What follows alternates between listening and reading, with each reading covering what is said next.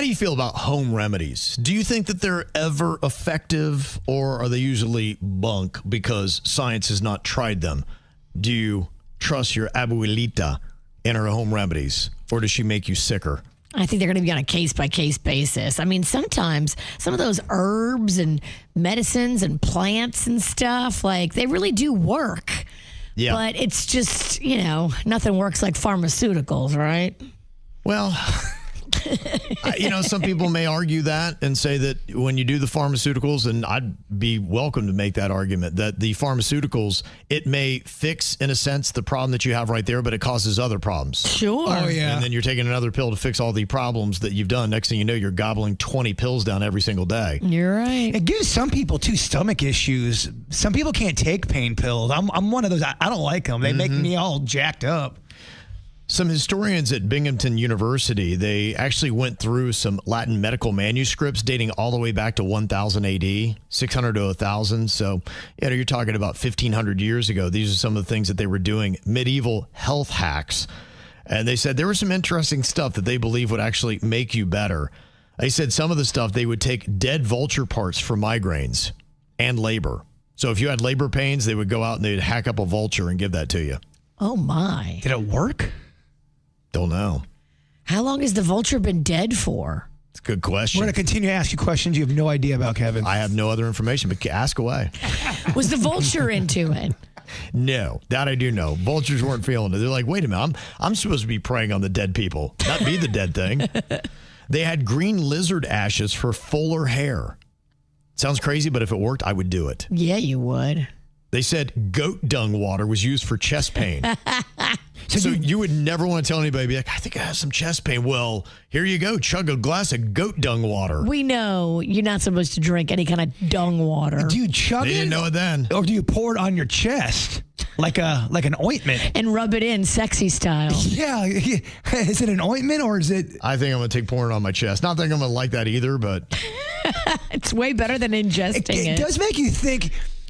Are we living in a time right now where we think things are helping us, and then in 200 years or 300 years ago, this is what they did? They took aspirin, guys. oh, I'm sure they'll look back at what we did as the medicine gets better, and they'll probably get to the point be like, I can't believe they used to open people up and make these huge cuts in their body and hack them to pieces to do stuff. I mean, already look at incisions now. They're going through belly buttons on some things. And we it's did what we insane. did because we didn't have the technology to do it with the belly button 20 years ago. Oh yeah, the like you're saying, the robot community is definitely broke into the medical community. Yeah, Big time. A lot of times they're even talking about little pills you can take that have little microbots in it that go in and try to fix the cells or whatever the damage is. Wow. That doesn't sound like a sci-fi movie gone wrong. Crazy, right? So they actually looked, they said, were these old little wives' tales effective? They said some of them had mild benefits, but most of the remedies were unsanitary, like the goat dung water. And eating the vulture. Very unscientific, and they were based on outdated spiritual or cosmic beliefs rather than any kind of modern medicine. And this is even going back to, 600 AD when they were doing some of this stuff. I'd never heard of this, but they say that there is an ancient practice known as shank blowing.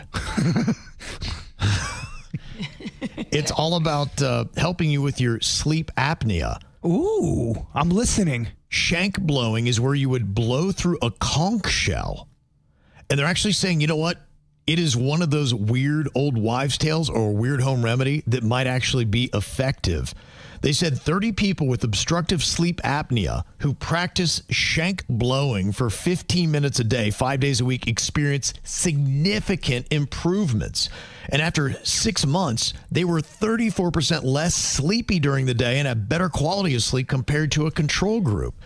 Now, they believe what it is, it's the deep inhalation and forceful exhalation through the shell that strengthens the upper airway muscles, preventing the collapse that causes apnea and snoring. So it's almost a workout for your respiratory system. Which I guess in a sense it does make sense. They say the unique spiral structure of the shell may also contribute acoustically. And unlike the current standard treatment of CPAP machines, this ancient technique is simple, low cost, and medication-free, and could even be more effective. So if you've got sleep apnea, get yourself a conch shell and do some shank blowing. All right. Who would have known, huh? It just sounds funny when you say shank blowing. It's a fun thing to say. Who's Shanks? Yes, he's very happy. He's got a big smile on his face. That's how you find him. A lot of people are like, I'm Shanks.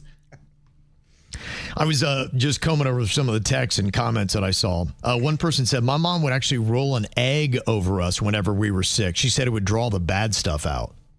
Interesting. That almost sounds like some kind of weird voodoo-ish type thing. Did it work? They didn't say. The one I did before, it's supposed to, you put onions in your socks and you go to bed with them. And I forget it was either supposed to help with sleep. It was onions, yeah, right? Draw out the toxins. Draw out the toxins through the bottoms of your feet. And I couldn't sleep, and all I wanted to do was go to the drive-thru at McDonald's. I was like, no, Yeah, right. get out of here. Is it the smell? Yeah, I think they've pretty well debunked that one. Somebody said my family remedy for a sore throat was kerosene and sugar. Kerosene? Just don't burp near an open flame. That would have to kill you. That sounds like something ChatGPT would tell you to do. The one that does work, if you've got a mild sore throat, if you take that warm water and salt and gargle that, I should say, it takes away some of the pain. We used to do that as kids, and it did work. Yeah, I think that's just a fact. Oh, is that not? That's not that impressive. All right, but let's go back to the Shanks. And somebody else commented, they said, Grandpa used to blow pipe smoke in our ears for an ear infection. Turns out we probably actually just got the infection from his secondhand pipe smoke, but that's what he would tell us would work. Interesting. Grandpa. Creepy. Well, it's kind of creepy because your grandpa's blowing in your ear, but then it's pipe smoke too, so it stinks. It's weird. Was Grandpa on any list of sorts? Yeah. You might want to check. It's a little odd, Grandpa.